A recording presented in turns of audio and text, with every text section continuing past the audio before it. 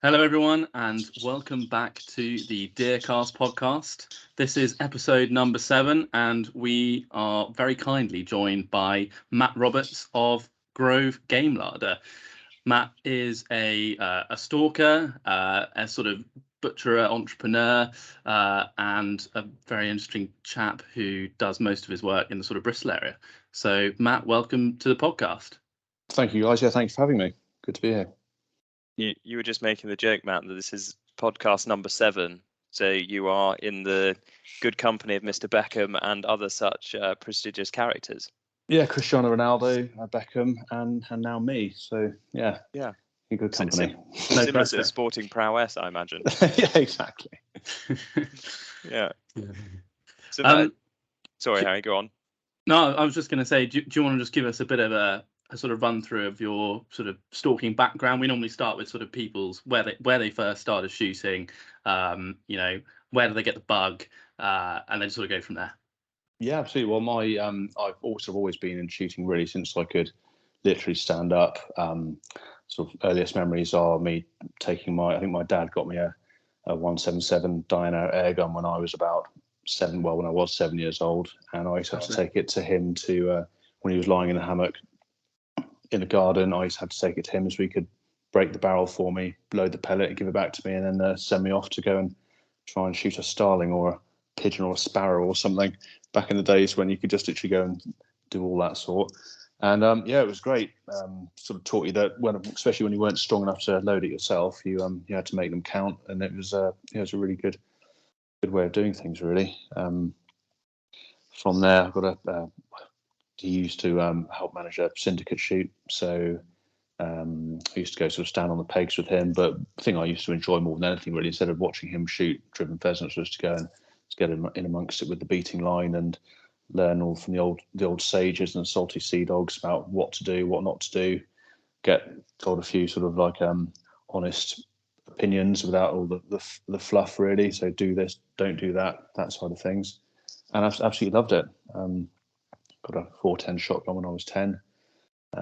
Did a few bits and pieces on that, mostly sort of rabbits and pigeons, which I think most people who start shooting really cut their teeth on, rabbits and pigeons. So it's was it one of those single shot bolt action Webley and Scott 410s? No, it was actually a very nice little side by side 410. But my best my mate when I was growing up, which sort of what really got me into shooting, was a gamekeeper's son. He lived literally 400 meters down the road, and we used to hang about all the time. And he had one of those bolt action 410s, like an old bored out 303 wooden stock thing, whatever it was. And I turned up on the Beaters Day one time with some of those 3-inch Magnum cartridges, and you could see like the keeper John Ray was basically trying to properly force this 3-inch Magnum cartridge into this breech that was obviously about a 1/4 inch too small for it. And anyway, no pheasants came over, and at the end of it, he unloaded and went, "It's probably best we didn't shoot that one anyway." Yeah. So yeah, but they're good. Those you can still buy them as well. They're I used to always see them for about like 50 quid on Gun Trader, because I used to have one, and it's one of my biggest regrets was I sold it. It was just a load of fun. Oh, they're brilliant. Indescribable. Cheap. Yeah, we literally can bang posts them with them and shoot afterwards, and it's fantastic. Yeah, absolutely. Yeah, so who says shooting's a rich man's sport if you can go and buy a shotgun? I mean, I bought a 12. I went to the local gun shop down here and said, look, I need a shotgun for cage dispatch because a load of foxes that I was trapping, and I said I'd like a folding 12-bore hush power, this and the other. He goes, I've got something which is a load of rubbish. You can have it for a tenner. And I was like, okay, done. And it's brilliant. It looks like it's out of an old Western film, but it's fantastic. Yeah, so you don't need to spend money to start. But yeah, anyway, so back to where I sort of came from on the journey to stalking. So like I say, my main every sort of spare minute I had outside of school, I'd basically be helping with either debeaking pheasants or ferreting, making nets like ferret nets and long nets and snares, and going out and just basically being feral youth in the sleeping in barns and hedgerows and stuff, catching rabbits, taking them to the butchers, getting pocket money that way, and just loving it. At school, I spent most of my time sat by the window, looking out the window, thinking of what I could shoot and where I could shoot, where the pigeons were flying, what direction the wind was blowing, where it'd be good for this, that, and the other. And it's just been a constant obsession for me, really. When I got a sort of progressed onto a 20 bore and then 12 bore, I used to live in the West Sussex, where I sort of grew up originally. Obviously, the gamekeeping contacts as well, had access to thousands of acres, really, where I could roam free with my mate Peter Ray and have a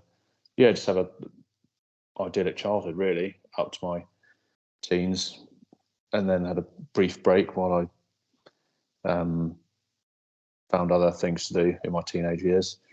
I wonder what they yeah, I know, exactly. Yeah. Exactly. And then came to Bristol to go to uni, and sort of once I sort of finished uni, sort of settled down here, and started up shooting again. But it's a completely different when you're used to sort of having it on your doorstep and having thousands of acres to roam around and growing up and around people. When you move somewhere new and there's that total different dynamic, you don't know what the who has what, and it's very difficult to get back into it. So quite a bit of a slog of getting back to earning people's trust to get shooting permissions. And I've been in Bristol sort of 22 years now, so fortunate enough to build quite a few relationships locally, and started off getting a rimfire 2.2, sort of 17 HMR. Was that first that 2.2, was that your first then foray into rifle shooting? So it wasn't really until kind of post uni that you got into rifles up until that point? No, exactly like I said. I always had shotguns pretty much since I was a kid, and brought the gun cabinet over here. It fitted into a rented flat, that's a challenge in itself with landlords, but I guess other people have that problem. And then sort of decided I really wanted to get into shooting, because I had a few permissions and they had stilled rabbits, bits and pieces. So I wanted to get into that. And I found getting a firearm certificate very, very difficult, just because I didn't really know where to start. The FLO around here was quite helpfully pointing me in the direction of a local rifle club, which I joined, and that was very good, really. Just not so much the discipline around firearms, but more the helping introduce you to the scene and who locally can help, and people's advice and experience. Because whilst I had lots of shotgun shooting experience, firearms were a bit of a new sort of experience for me, really. And so found out a bit through that, and that's kind of where I started learning the first of a lot of very, very difficult lessons, and that's you have to sort of you have to try stuff first and not necessarily believe everything you see when it comes to kit and what's best and all that side of things, because there were sort of shooting forums out there at the time, and everyone likes and praises their own gear and says it's really good, either because they genuinely like it or because they're too embarrassed to say they've spent money on something they don't like. But it's been a long, hard journey of finding stuff which works and trusting yourself to use what you want, not what someone tells you you need. It's like I say, I found out that the hard way with 2.2 rifles, especially. Oh yes, especially on 2.2 rifles. I mean, I bought my first 2.2 was a 10-22 Ruger, and I'm quite opinionated on those. In fact, I would never have one ever again, even if someone begged me to have one. I just can't stand them.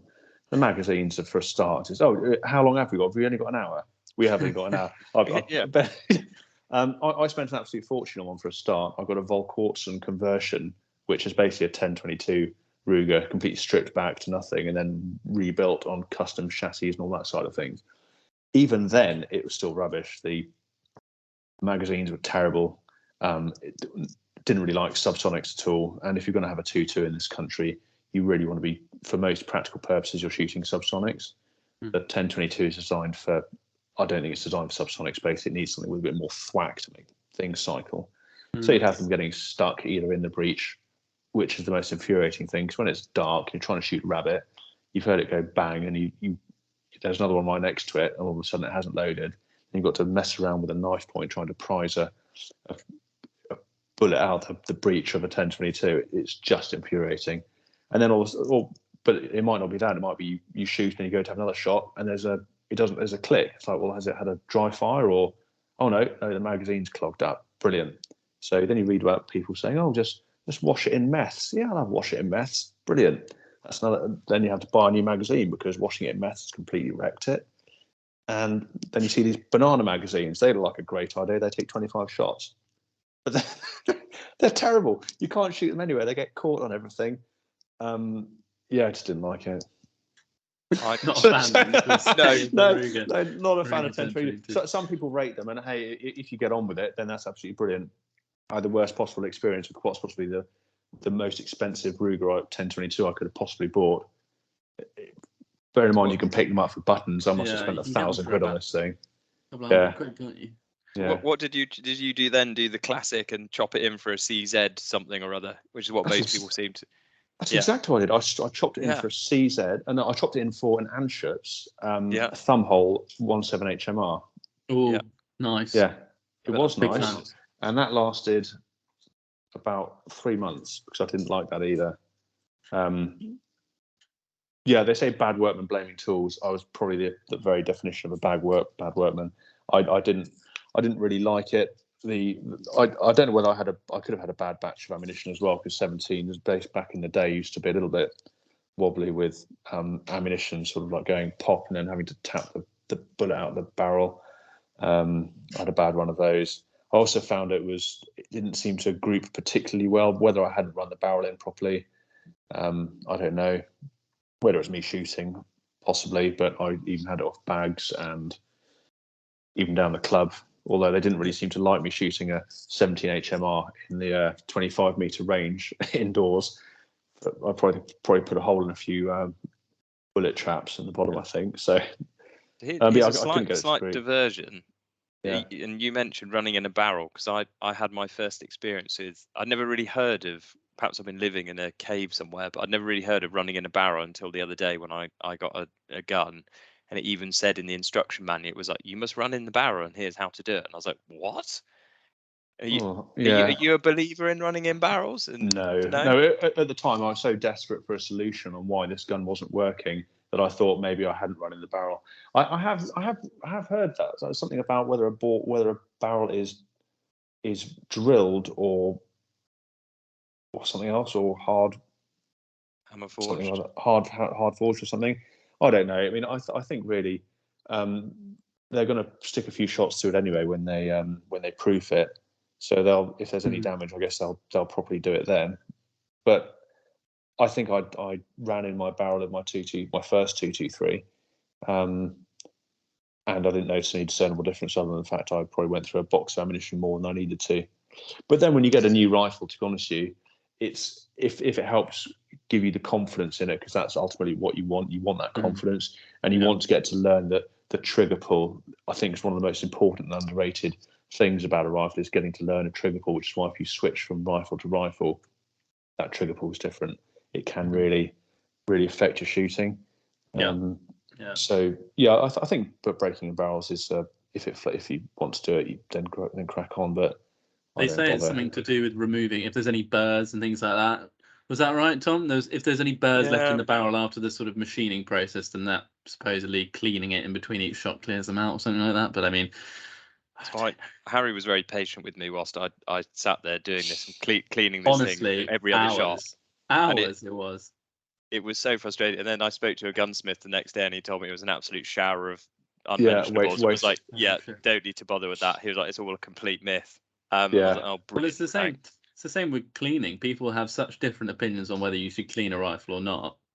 Like Tom, for instance, you will clean your rifle like sort of medically almost after every single outing. Yeah, I might run a bore snake through it if it's lucky, but that's basically it. And I met someone who had who stalks in Scotland once a year, and he's never cleaned the rifle ever, and he's had it for 5 years, and his dad had it before him, and it still shoots absolutely fine. It's just one of those things. Yeah, I did. I mean, I've got, like I said, I obviously like to use nice kit, and I it has a novelty factor for a few weeks, and then it just gets used. To be honest with you, the one thing I will do is if it gets wet, I will literally, I won't strip it down, but I'll take the bolt out and I'll make sure it's dry before it goes back in the cabinet, because I had a 223, which I used to take foxing, be out foxing 3 times a week, and shove it back in the cabinet. And it got to the stage where the bolt was very difficult to open, and eventually what's happened, that the chamber was so pitted that when the shot was fired, the brass was fire forming round it, and got to the stage where you couldn't open the bolt or pull it out.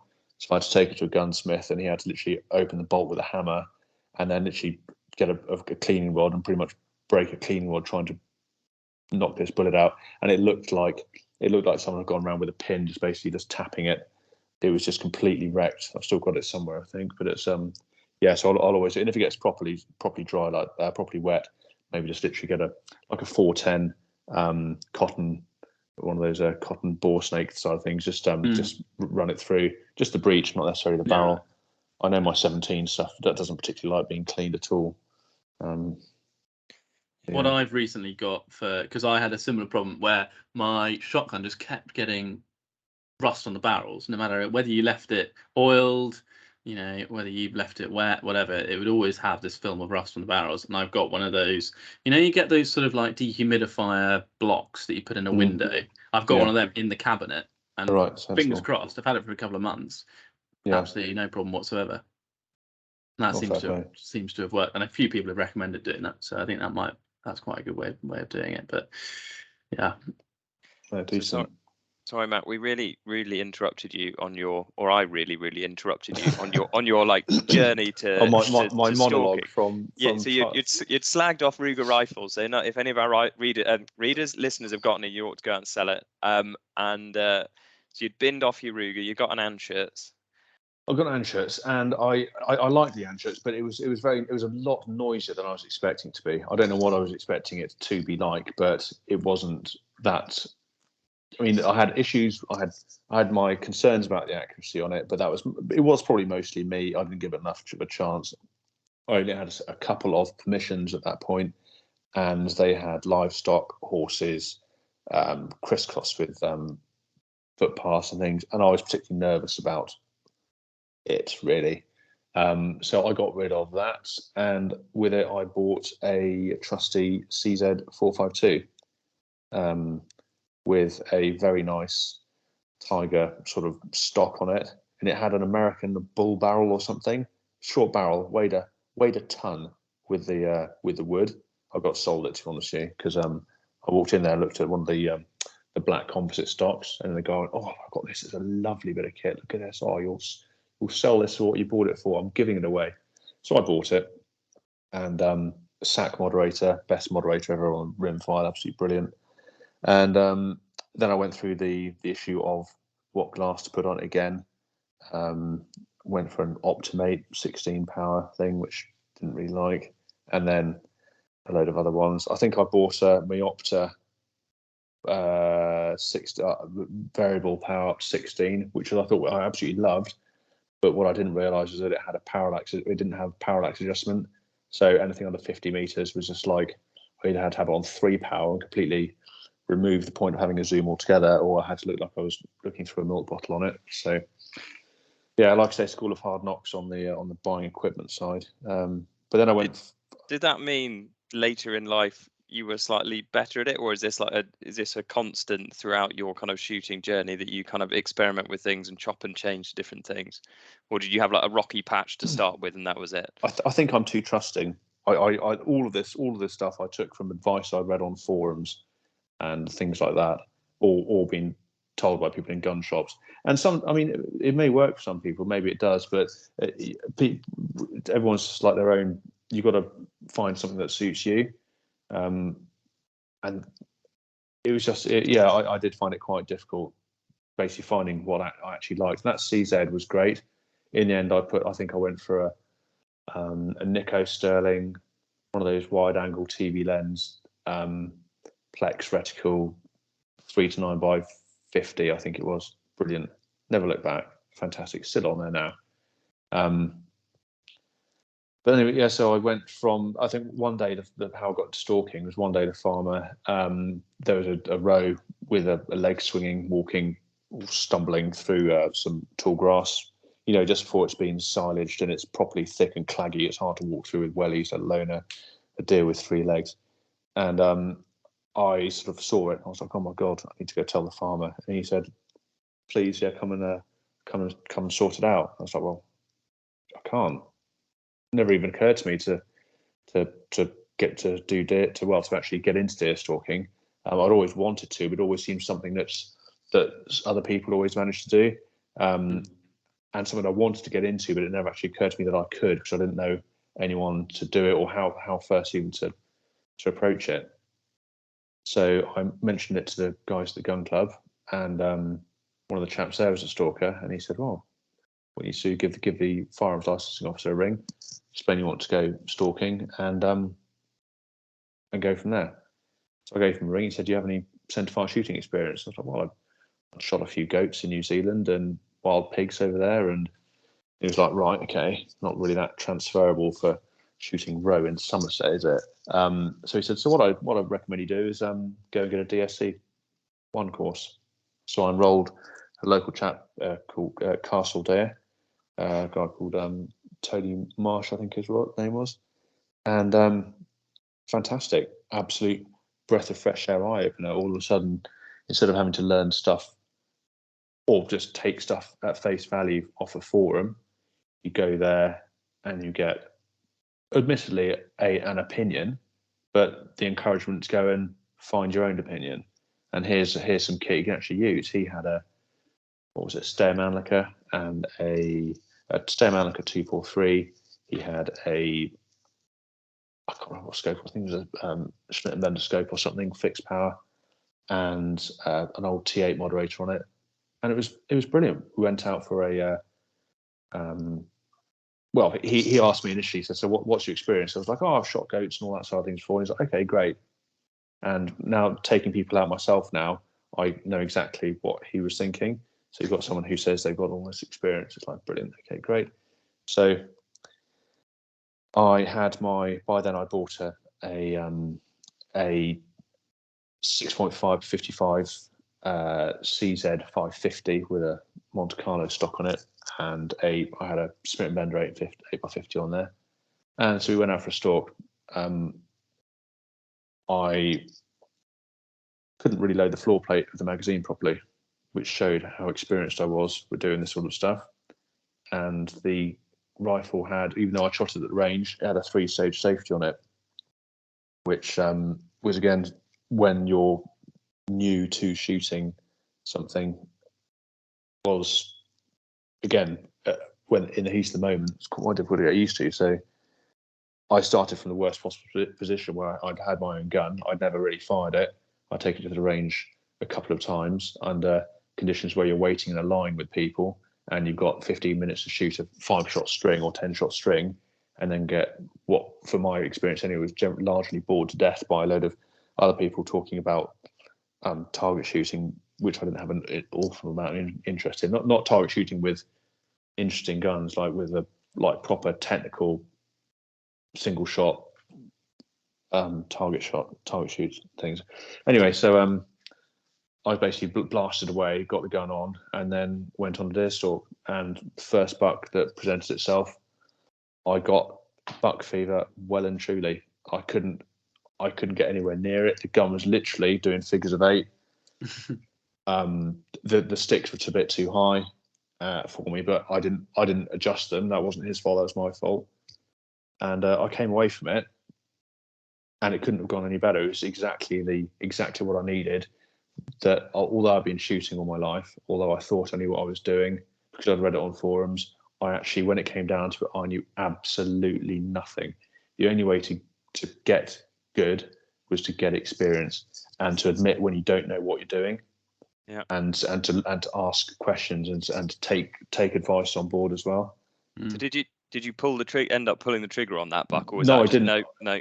I didn't, and I'm glad I didn't, because I was nowhere near it. I was literally I went back having not fired the rifle, and this buck was, oh God, 60 meters away, 40 meters away, 50. I don't even know. It was dead close, really, really close. It should have been routine, and it just trotted on. And then I had another opportunity when it was about 100 away, and at 100 meters, it looked absolutely tiny. And I was, even though I had like on 7 power or something, it still looked tiny. I was like, oh God, I'm out of my comfort zone here. I don't know what I'm doing. And I went and I did the DSC, and it was fantastic.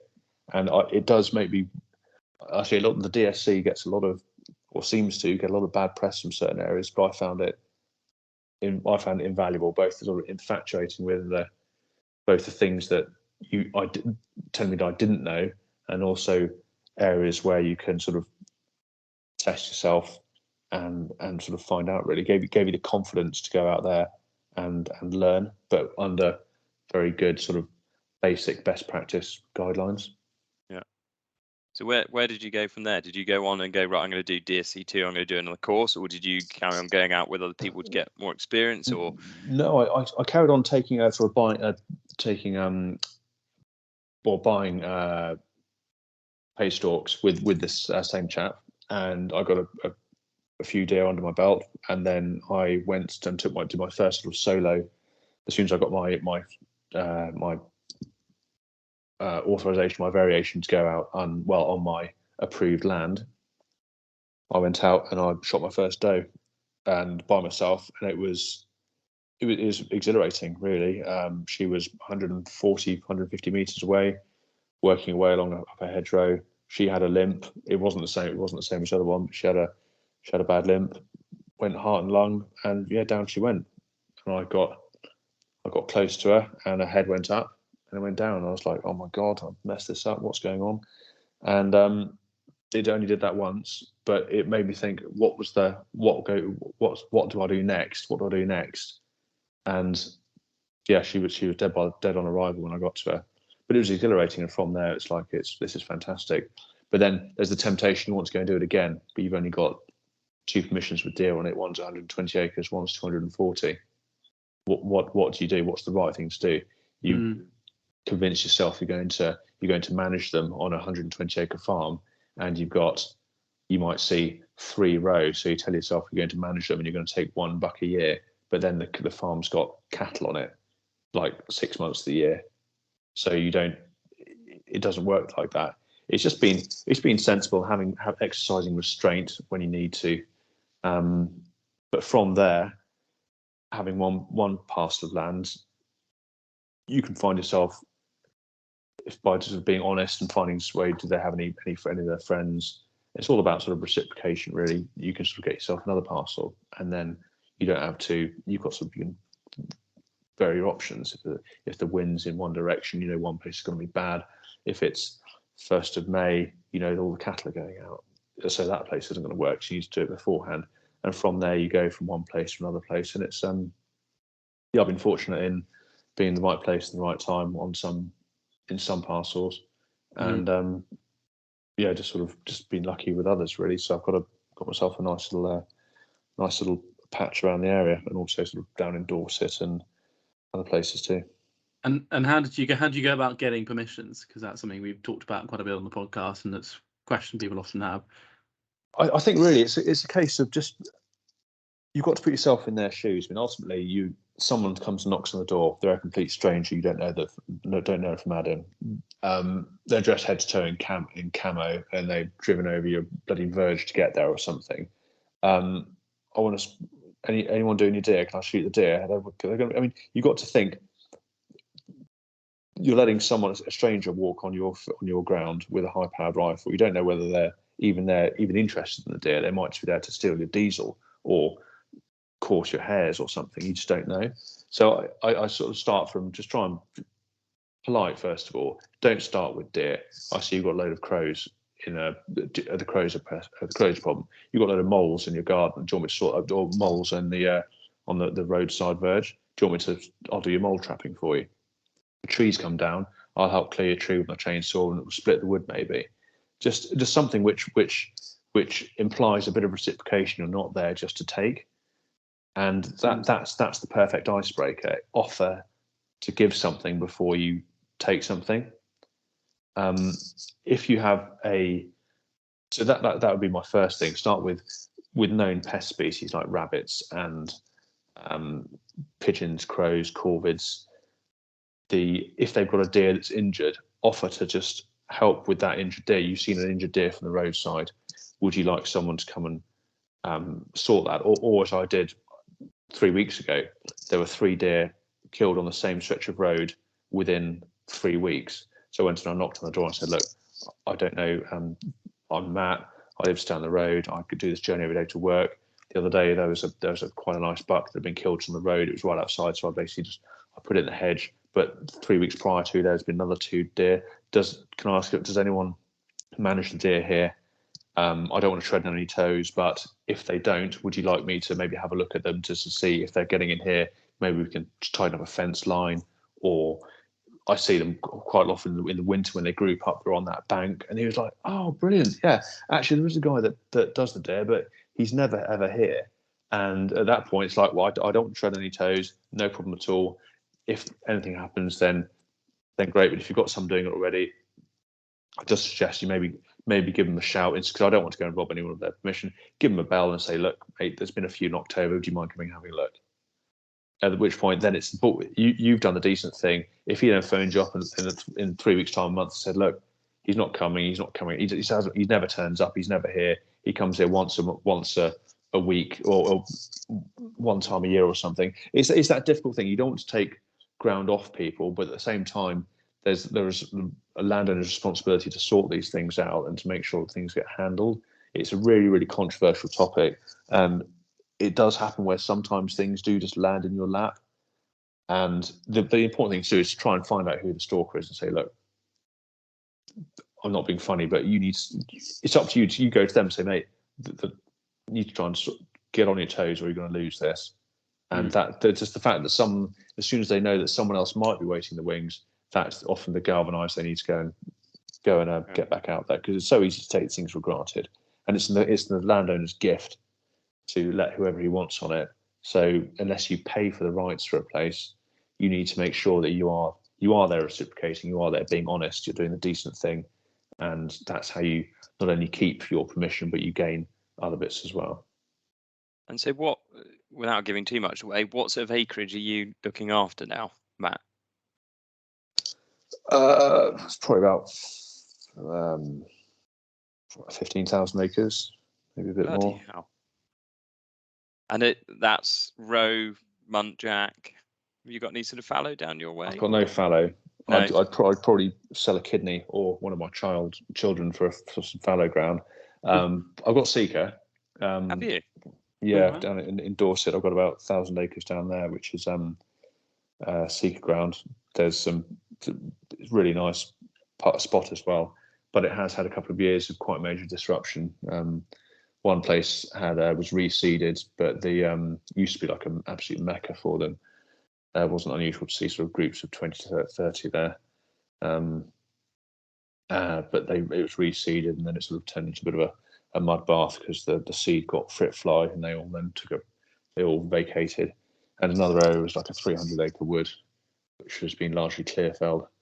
That 300-acre wood actually used to be let, but the people who, I'm sure we'll come on to thermal soon, but the people who were buying the rights to it wanted it for trophy hunting predominantly, so they'd shoot some nice stags, but also they said they never saw any. It was a very thick Douglas fir wood, very thick, and the people who then bought it off them, they extended the lease to the people who had it from the other tenant, and they were like, no, actually, don't bother, we don't want to renew it, there's nothing here.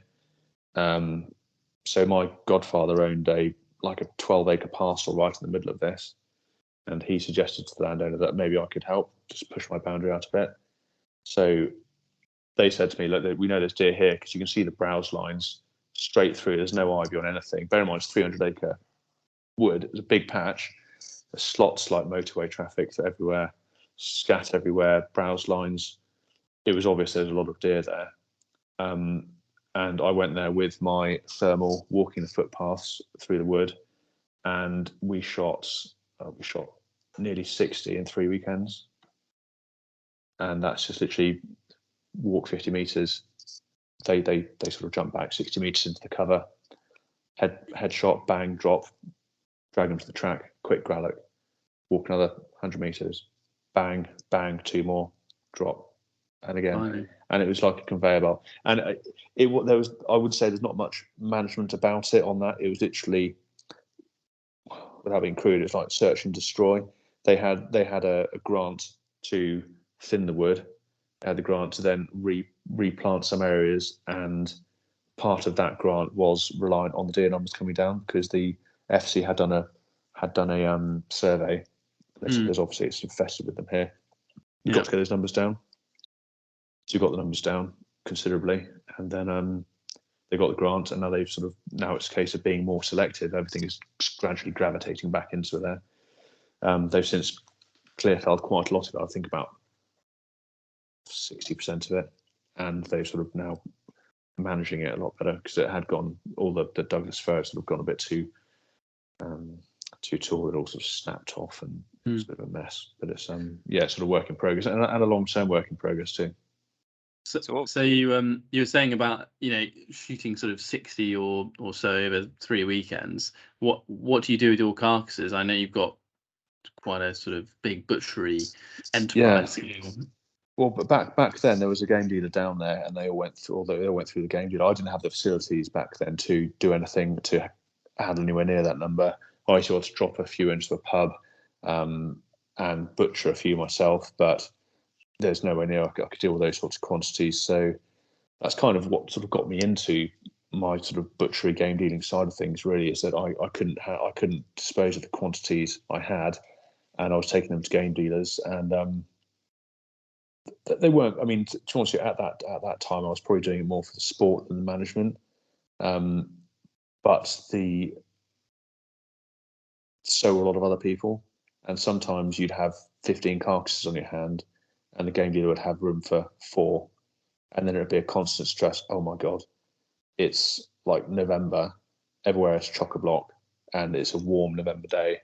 What the hell do I do with all these carcasses? Fortunately, the local pub's pretty sound. I mean, I don't know what their EHO thought, but he let me hang 10 Seeker off his cellar roof on more than one occasion. I think the when people went to change the kegs, they freaked out with all the ticks, kegs crawling all over the floor and things. But anyway, the pub shut down now, not because of that incidentally, but they won't be a pub again, so I can spill the beans. But yeah, so that's what got me into game dealing, really. So it started with your own, basically through oversupply, in terms you have more deer than you could get rid of, basically through the kind of conventional channels.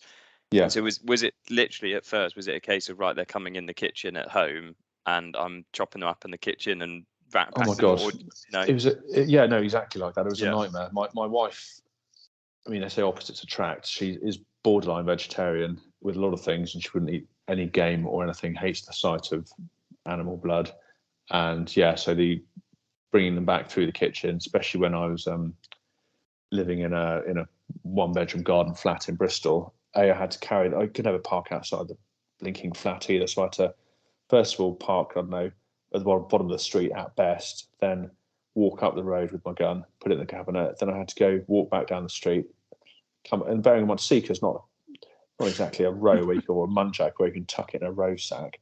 Literally just sort of come with a Seeker and bent in a weird shape over my shoulder, running up the road quickly. People like freaking out, and the curtains twitching, dribbling down the back. Oh my God, and all down the road and everything as well. They had to go down with the mop and bucket, sort of sweep it up in case someone thought someone had been stabbed.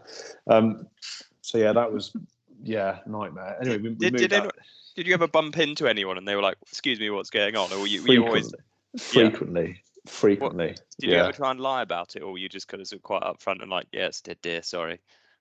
A few times I said I saw it hit by a car and I didn't want it to go to waste. That was that's what I actually ended up saying, because it was too complicated to say I've been out shooting it. Because then not only do you have you're like a if you're the bad guy, then almost straight away, because they're mostly urban side of things as well, they didn't necessarily quite get the shooting, or B, why you'd want to carry it.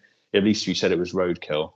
People could at least think you were being thrifty or something. So oh god. Yeah, but then how many were going through your one bed flat? I'm just curious here. Was it like one a day, or were we talking like one a month, or that was when I was a bit more of a sort of like a weekend warrior sort of thing.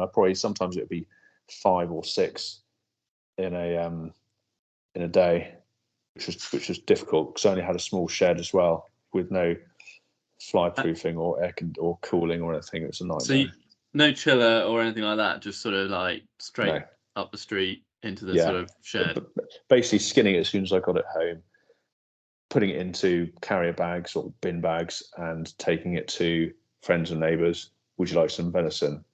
So quite a lot of work on the weekend. Yeah, I haven't used the last lot. Well, have some more. Do you have any mates who might want some venison? That sort of thing, really. And that was also before I realised you had to have a hygiene rating and a council premises approval thing. But that was in the early days. That's a long time ago now. Don't need to worry about that. It's all legit. Yeah. So you then presumably at some point moved out of the one bed flat. Yeah, so I moved out of the one bed flat out to a place called Wraxall, just about 8 miles west of Bristol. Lovely, surrounded by sort of fields and everything, and there were a few outbuildings there. So straight away, that's when I got so friendly with the pub. He let me hang stuff in their cellar. I then got one of these outbuildings and I converted it, sort of like covered it with parlour board and put a chiller in there and a meat rail and a block, and had the EHO round, and he gave me a 5-star rating and happy days. And then I went to so then I started putting more carcasses through. First it was the pub at the end of the road, then it was another pub, and then before I knew it was 3 or 4 pubs, and then which worked fine. And then the next issue was 3 or 4 pubs all wanted venison at the same time. So I'd then start to go out more. I'd have sort of friends accompany me on my own ground, and I'd go on their ground, and we'd shoot more deer. I mean, there was plenty to be shot. Just meant that less was going through the game dealer, really. And then that sort of snowballed and more. Did you enjoy that side of it? Because that's something that seems to be a real polarizing thing within the stalking kind of communities, and people either don't want to be bothered with their carcasses, or people seem to absolutely love the kind of butchery side of it. I've always been into the self-sufficiency side of things. It was one of the main things behind me loving being out in the countryside when I was a kid. I used to love like any sort of film which had the countryside in it, whether it be spaghetti westerns or Jeremiah Johnson or Ray Mears. Growing up was a massive thing for me. That's when he was in his heyday, really. So getting out and amongst it was fantastic, and being able to live off the land and take something, especially from when even like making ferret nets and then catching rabbits and taking them to the butchers. It was an extension of that for me, really. I love being able to take something from the land and turn it into something which either benefit me and my family through meat, or my friends through the pleasure of eating meat with anywhere it came from, or ultimately being able to help cover the cost of the hobby itself, cover the cost of the petrol, the diesel, all the blinking scopes I was buying because I couldn't find a scope I liked, and all that sort of stuff. It helped go towards that. That's not to mean it was, I always wanted it to be, I always looked at it from a mercenary point of view. It was the rewarding side of being able to take something with your own hands and make it work for you and for other people. And the actual selling of the meat as well, I was initially very, very uncomfortable with it, because the farmers were giving me permission to shoot on the ground. I would sort of try and come to some arrangement with them where they had it back, where they had whatever they wanted, or would they take money? And a lot of them were like, no, you're doing this, that, and the other. And it was, and the people who I was selling it to as well were like, well, the quality's fantastic. The butchery's really neat. It's really nicely packaged and presented. And all of a sudden you've got people who are industry experts in their own field telling a chap like me, who's basically learning it and almost self-taught learning. I mean, that Scott Ray on YouTube's been an absolute inspiration on that side of things. But you take something, you do your best with it, and you've got someone in the industry saying, this is bloody good. This is brilliant. This is just what I want. I want more. And that's again, it's rewarding. Whether it's I don't really know whether it's sort of feeding ego or whether it's the fact that you found something you're good, which is outside of a 9-to-5 job, which not a lot of other people can do or want to do or know how to do or even where to start at. It's very personally rewarding, and it helps sort of get me up in the mornings. Absolutely, it's having sort of pride in your work, isn't it? I suppose, and that sort of satisfaction of having your sort of the amount of effort as well that goes into going out, shooting, sometimes butchering, all the rest of it, and delivering a carcass, and having the feedback from that is always amazing. I think that's what mainly does it, really. Is because if you actually itemised it on an hourly rate, what it costs to go out stalking, go through the trials and tribulations, the hardship, the discomfort, the frustrations of going out and hunting an animal in its own environment where you're basically just a visitor. You get it, you outwit it, and you harvest it, you bring it back, and then you take it through that whole process. Yeah, it's a long time. It takes a bloody long time. So I haven't worked out my hourly rate. Put it that way. Wouldn't be the living wage. But it wouldn't be. But that's not that exactly. That's not what the that's really not what it's about. It's about it's feeding the soul sort of thing. Well, no, exactly. So you've gone from sort of, taking six or seven carcasses through your flat front door on the weekends to what are you at now? Sort of just as an idea. Well, it's quite a few now. I think I must have been. I've got it's all in my book, but it must be in excess of 250 carcasses last year. I put through a lot of roe around here, fallow, seeker, muntjac. We should add that's in addition to a full-time day job. And 2 children. 2 children and a dog and a wife. I should put the wife first. Wife, 2 children, dog. Is she at earshot? No, she's out. Thank God. I was about to say, yeah. And she'll never listen to this podcast either, so I think it's fine. I should add for our listeners that Harry and I went out for dinner with Matt one of the nights of the stalking show, and I think Harry and I were sort of feeling quite pleased with ourselves in terms of our sort of stalking careers and sort of achievements and everything, until we sat down next to you, Matt, and you were sort of telling us all about everything you did, and it was just absolutely ridiculous. I've never felt so inadequate in my whole life. Yeah, both came away and were like, we're just imposters. Well, no, not at all, and I think that's partly what drives me on what I do, as well as because I have a 9-to-5 and I sort of went through the education system, and I do have a bit of a hang up that maybe I'm not going to be taken seriously in this side of things. I want to be, my sort of first love and passion is the sort of country way of life and doing this and living it and breathing it. And I think part of my sort of not concern, what's the word? Is it like a hang up? Is that it won't be taken seriously. I've got to do that. I've got to do it better. I've not necessarily got to do it more, but it's something that I really enjoy doing. And yeah, it does come at sort of personal sacrifice, but in terms of the way I see it as well, there's providing like a little nest egg for my kids.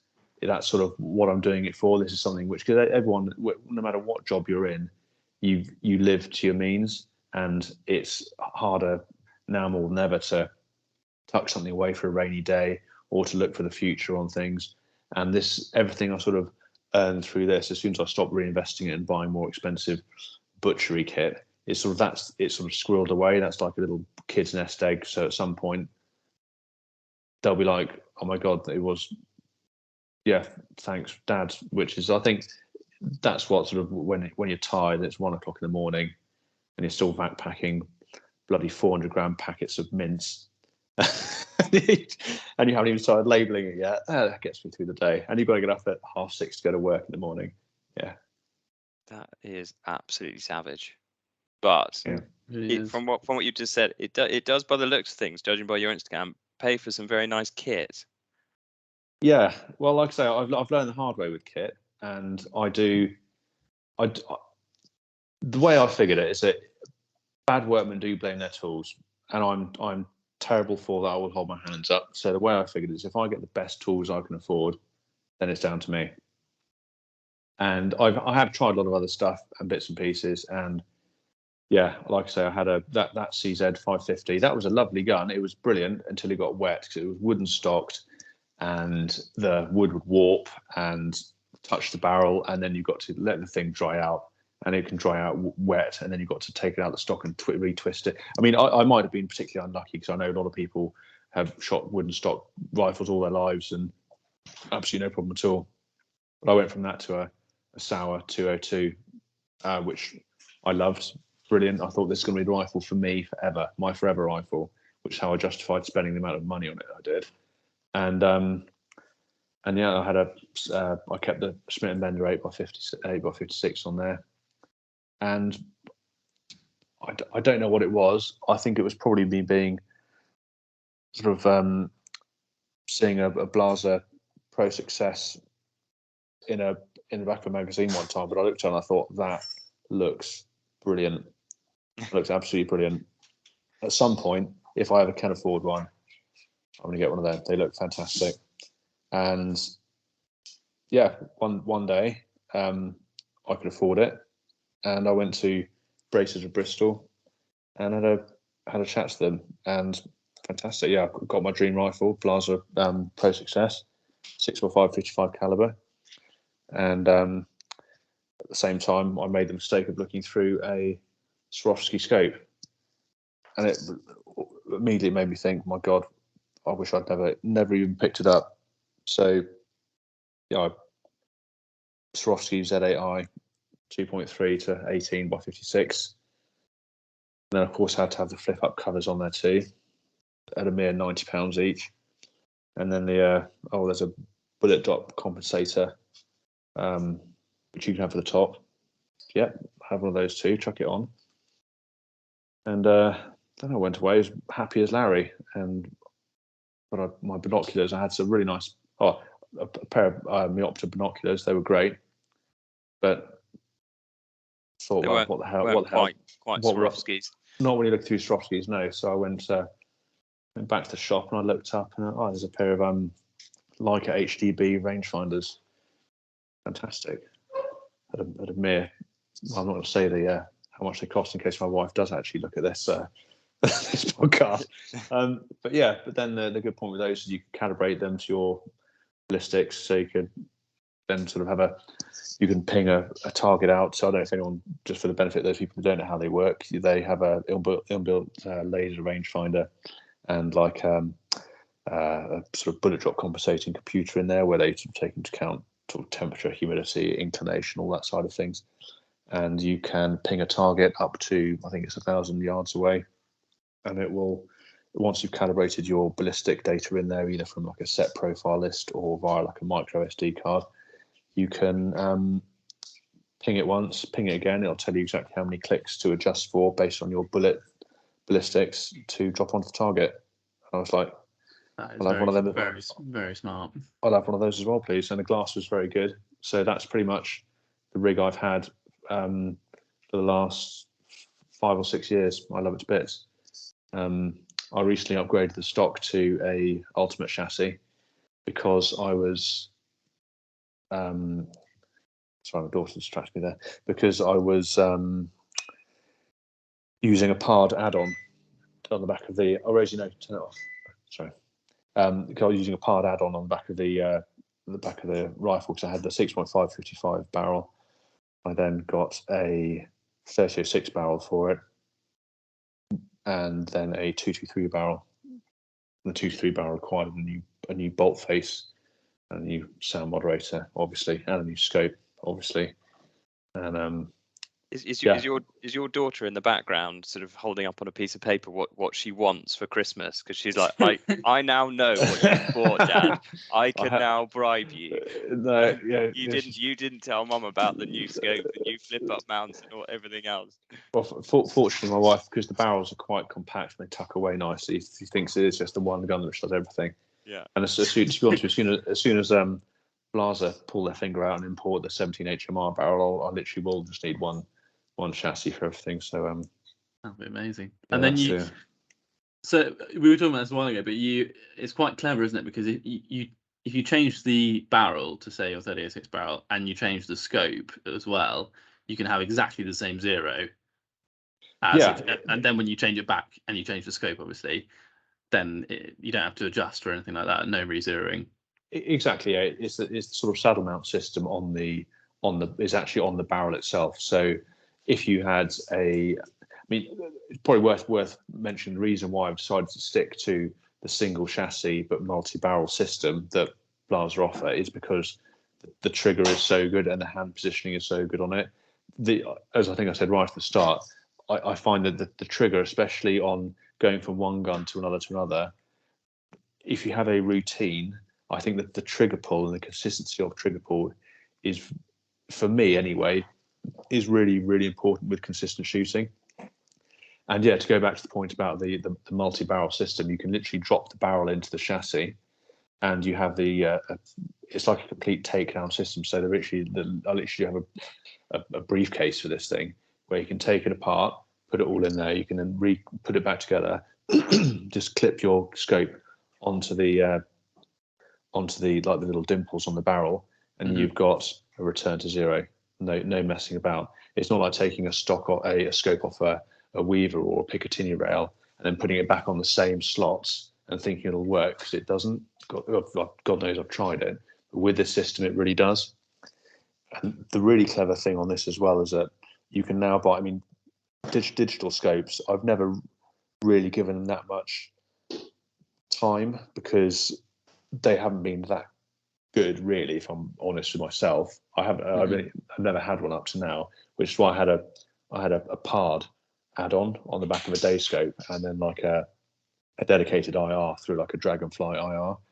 And the reason I got the adjustable stock with the ultimate stock is so I could pull the recoil pad out and the cheek riser up, and it would give me a better fit for when I was doing nighttime fox control and cull work. So that's why I had that initially, because otherwise my face would be right back on the stock and it wouldn't fit as easily. But with the digital scopes now, you can program 5 caliber profiles on there. So yes, you might be spending $1,000 for I guess a basic model, up to $5,000 or $6,000 for some of these kick-ass thermal models. But if you can then add 5 caliber profiles onto those, I can then apply that scope across all of my calibers. So I've got the 3006 for my wild boar and my sort of rutting Seeker stags that take a bit of knocking over. I've got the 6.5 Creedmoor for pretty much everything else that I use. I've got the 223 for my fox control work. I've got my 17 HMR when they eventually deliver it for my rabbits and bits and pieces. I'm not going to bother with the 2.2 because I've got a 2.2 FAC air gun, and I've got one of these inner mount attachments which actually clips onto a Picatinny rail. And without getting too technical, it means that it gives you the same blueprint features of the like barrel blueprint features. So you can take a Blaser mount system and stick it straight on top of it. So you're not going onto a Picatinny rail, you're going onto a Blaser mounting system that's attached to a Picatinny rail. So basically I can use that across all 3 now. It's basically saving you money. If Bobby's bits with you is going to be really easy or really difficult. You've already got everything. I haven't got everything. I've got the 17 HMR barrel. If you can give Blaser a bit of a poke and a cajole on that one, that'd be brilliant. So I haven't got any thermal scopes either. I don't have a thermal scope, so yeah, I want one. Okay. I'm slightly conscious of time, but one last thing before we do move on to Bobby's bits was I know you're very keen, and so was our last podcast guest Al, about taking people out stalking, which I know is how you got to know Alex from Hunter Gatherer Cooking. Yeah. What's your motivation behind doing that? Because for Alex it was quite a brave thing for him to, no offense, meet a complete stranger in the woods with a gun, who said he's going to take him out stalking. To be fair, I imagine, knowing Alex, he probably quite enjoyed that sense of danger. But even for you, it must be quite a kind of leap of faith to bump into someone on stalking directory and say, yeah, sure, come out stalking with me. It is, but if it wasn't for the time that someone invested in me at my early stage in stalking, I never would have had the break I had, or learned what I did learn. Something I should have mentioned, I kicked myself for forgetting. Tony Marsh was the chap who I bought a few stalks off. Getting into stalking was only really, I only really managed it because I managed to get hold of a cracking mentor who I met on a forum. It sounds really seedy, but he was on a forum. I asked a question, and instead of giving me some answer, he said, "Come out in Wiltshire. I'll take you out for a stalk, and we'll see how we go." And I went out, and I had my gun and my detachable bipod and all my other bits and pieces. And he was like, "Right, come on, let's go cracking." So roebuck, 170 meters away. Okay, brilliant. Bang, down it went. And he went, "Brilliant, let's go get another one." And I was like, "Oh my God, this is amazing. This is amazing." And then went out, got another one. And he's like, "What are you doing next week?" "Come out again, because there's a place where two of us can go. I'll go here, you go here." Brilliant, went out again. "Do you shoot foxes?" "I love shooting foxes." "Let's go out shooting foxes." And it was that sort of encouragement. And don't do that. Or you might not want to think about doing that. Maybe don't. Maybe try this. And without wanting, best practice guides are fantastic, but if you operate within the best practice guide to the letter, in a lot of cases, you will miss opportunities. You've got to learn how to improvise and how to make your own luck. And it was that practical experience. This guy gave me the time. His time wouldn't take any money. I took him like single malt bottles of scotch every day every time for like ages. And after about 6 times, he said, "Matt, I don't actually like scotch. Stop giving it to me." I was like, fantastic. But if it wasn't for that sort of introduction and time, I never would have got the break and the enthusiasm and the opportunity to experience so many things. So it's when people ask me, I'd really like to get into it. Like, anyone's got an interest. That's why all the chefs I supply, I'm like, "Would you like to come out for a stalk to see how your food gets to where it is?" And yes, they do. The amount of, especially on the Michelin star chefs, they want to know where their ingredients comes from, what the provenance is, the field to fork journey, how they do it. It's about selling your story about how you do it, the care you take and the respect you give them, and they can then put that into their story that they give their client or their guests, and it helps sell it. So, well, not sell it in that way. It helps because venison and game has always had that a bit of a stigma to it. Sometimes either it's a rich man's food, or it's the byproduct of a tough sport. It's neither of those things at all. Deer stalking is not, whilst wealthy, privileged people do it, I'm sure far more salt of the earth, genuine country types or people with a genuine interest in field sports do it far more do it that way. And that's sort of my motivation for doing it. So I've taken lots of people off from forums who are newbies and they want to have a go and they want to start. And I have had my fingers burnt on a number of occasions, because sometimes they'll come and they'll shoot, I don't know, like a silver medal buck. No charge at all. Just like, come out, have an experience. A silver medal buck walks out, bang, brilliant, fantastic. They could have been shooting paper, zero emotion. It was too easy, or I made it too easy for them. And yeah, not bothered. Whereas other people, it's the best things that have happened to them. It's opened their eyes to so many things, and it's a great opportunity, and it's been the catalyst they need to go and start their own journey on it. Taking clients out it helps. You don't sort of think of them as clients. Yeah, sometimes they pay you for it, but it's the extra kick of going out there and helping take someone out of their comfort zone and show them how to do something. So teaching people is a very rewarding part of it. Yeah. And you don't do sort of guided stalking, as it were, apart from those types of people. You don't sort of offer a commercial guiding service. Well, I kind of. Careful what you say, because you might be inundated. I have started taking people out. Like I said, I did. Last year I sort of dabbled in it, and then I was like, well, if I'm taking people out, even if I'm taking out people who are interested, like chefs and all that side of things, I need to make sure I've got the appropriate insurance. And when you look into getting the insurance, it's like, oh my God, that's like £600 a year. It's like that's a lot of money to pay goodwill for people to show people an experience. And at the end of the day, a lot of the people as well, they don't expect it for nothing. I know when I first started out, I was happy to pay. I wanted to pay. It felt like I was getting good value for money for it, really. And because, sort of full circle back to why I did it in the first place, I manage the deer because I love doing it. I butcher the carcasses and supply restaurants because I both love doing it. I love the feedback, and also it helps provide for my family and for my family's future.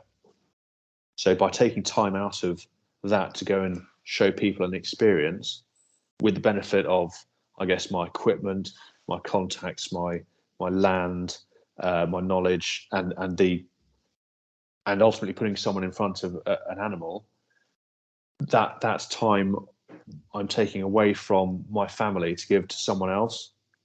And I love doing it, and I don't. And but there's got to be some middle ground there. I give a lot of people I take out for nothing that I have sort of brought along the way with, where they are sort of local. They don't have funds to do this, that, and the other, and they want to get to know stuff for the right reasons, and I'm totally cool with that. But I can't. It would cause problems in, I think, most relationships if you chose to go out with other people to show other people when you. It's a difficult subject to broach, really. I think hopefully you understand where I'm coming from in it. But if I'm taking time away from my family, for me, it's important that I'm able to give something back to that to compensate for it, which is kind of where it comes from, really. And I used to really beat myself up about, if I was taking a client out, I would be like, my God, I have to do my very best for them, and I would get properly stressed out, and that would sort of rub off on the client as well, and they would think, oh God, we're not going to get something, we're not going to get something. But as soon as you realise, actually, that is part of the experience. So going out and seeing deer and not shooting them, going out and not seeing a deer because, I don't know, a bloody hot air balloon's decided to land in the field you're stalking, or there's a dog off the lead, or whatever, that's it, sadly. But yeah, there's a commercial aspect to it, but it's not my main motivation for taking people out. No. So, Bobby's Bits, which I should, for any new listeners, I should explain what that is. To those of you that are regular listeners, of which I think there are about 4, basically, Harry's brother Bobby he's a keen deer stalker and was mad on his kit, and basically lived at home for a year prior to going to uni. So it's in that like blissful period where you think you're a millionaire because like you don't have any outgoings, no direct debits, no standing orders. You live at home, and you're earning a bit of money. It's the absolute dream. And there was about a year when he just kept producing new bits of kit, and Harry, and he was buying all the toys. So frustrating. New rifles, scopes, Atlas bipod, like everything. New a week, something new.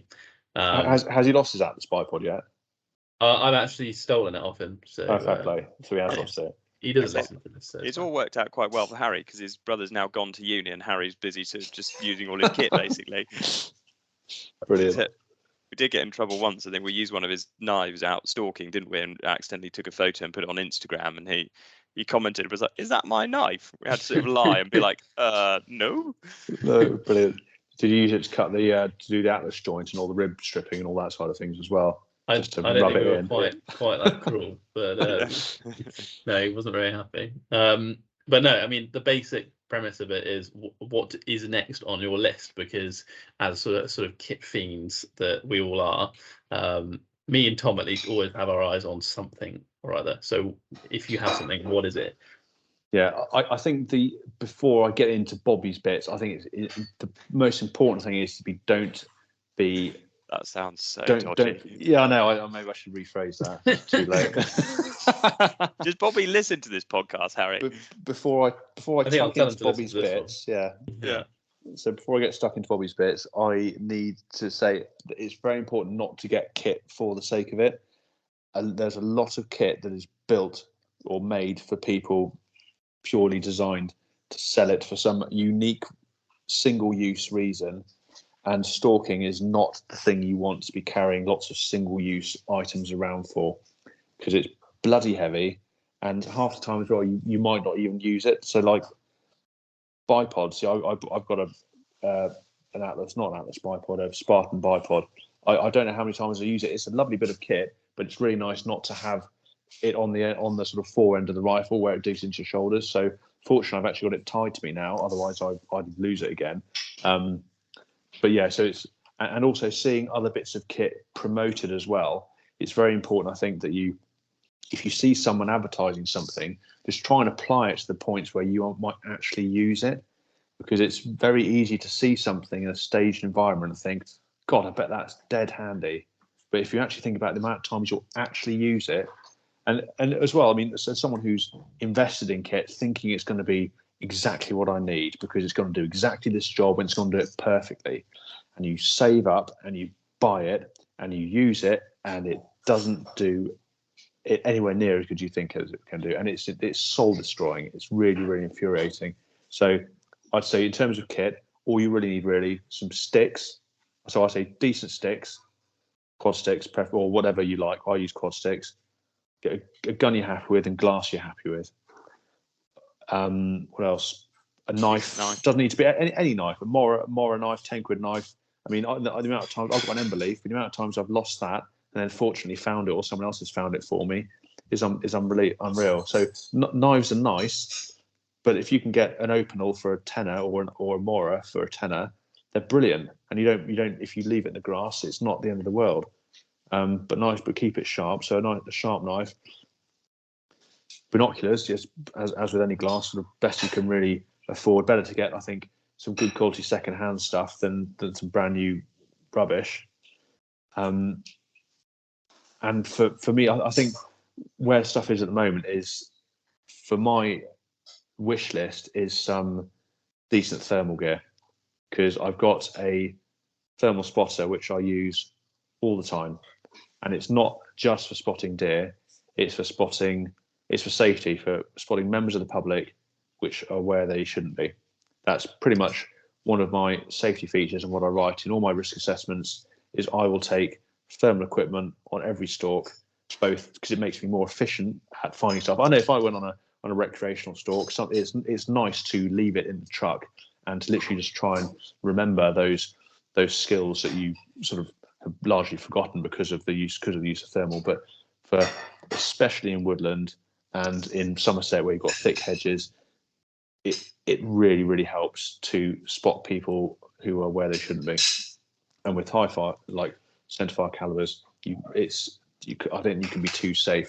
So yes, there's people who look down the nose about the sporting aspect of it, and then it makes it too easy. But if you balance that against that extra layer of security you get from knowing who's on the other side of a hedge, just you see like a little fleck of white, it's like follow it again, fleck of white. It's like, oh my God, there's a person there. It's just, yeah, so some decent thermal equipment. It's come so far. I think my thermal is, it's 4 years old. It's brilliant. It's done loads, but yeah. And if I could get something like that on a scope, I can think of lots of applications where I could use it in some areas, like low hanging, which holds a lot of mist. If you're going there foxing, your traditional night vision equipment doesn't work because the IR bounces straight off it. It's terrible. If you have thermal on there, it's brilliant. Same with deer stalking in some respects. I've got some areas where the muntjac absolutely hammering new trees, and it's part of a charitable setup. But to try and spot muntjac, they're constantly moving. If you're yes, I think thermal and that would be fantastic. Would be really helpful as well. But it's my bet would be probably the most expensive bit of kit would be I think probably like one of those Pulsar XP50s. I think Thermion 2. Not with the LRF though. I don't need the LRF. I'm a cheap date. I'll just go for the standard one without the LRF. And if you had to say, if at the other end of the spectrum, if we had to say your best bit of kit that you perhaps already own but that was cheap, what would you say that was? Best bit of kit that I currently own that was cheap. We did give you a couple of minutes to think. Carrie and I have been criticised before about some of the kit we suggest, we review, or we talk about is always the expensive stuff. So sometimes people say, look, come on, what about the kind of the average man out there who can't afford a thermal XP, whatever it is, which I include myself in that bracket. But me too, mate. Me too. There's no way I'm buying one. Yeah. No way. So what's the best bit of cheap kit that you perhaps already own, or that if you were about to start stalking, you'd tell someone to go out and buy? For deer stalking, yeah, I would say go down the builders merchants and buy a bottle of brick dust, white brick dust, for like doing chalk lines. Yeah. And it is for wind direction. Deer will always bust you first on wind as opposed to sight, unless you're like wearing a high vis jacket or something, or a white jumpsuit.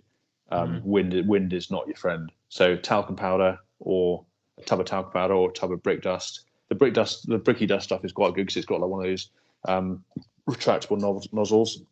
Saves you spending money on Primos stuff, or you can get it from Bushware, whatever, on one of those little, or other retailers, obviously.